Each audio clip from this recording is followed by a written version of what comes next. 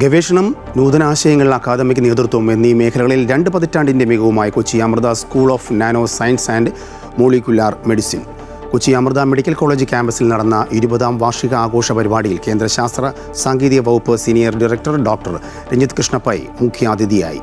പരിപാടിയുടെ ഭാഗമായി വ്യവസായ അക്കാദമിക് സഹകരണത്തിനായി 4 ധാരണാപത്രങ്ങളും ഒപ്പിട്ടു. Kerala medical technology consortium special officer C Padmakumar, Amrita സർവകലാശാല associate provost professor Shanthikumar V Nair എന്നിവരുടെ സാന്നിധ്യത്തിലാണ് ധാരണാപത്രം ഒപ്പിട്ടത്. അമൃത ഹബിൻ്റെ ഉദ്ഘാടനവും നടന്നു. പുതിയ സ്റ്റാർട്ടപ്പ് ആശയങ്ങൾക്ക് കൃത്യമായ മാർഗ്ഗനിർദ്ദേശവും സാമ്പത്തിക സഹായവും നൽകി അവയെ വിപണിയിൽ എത്തിക്കുക എന്നതാണ് ഈ ഹബിൻ്റെ ലക്ഷ്യം.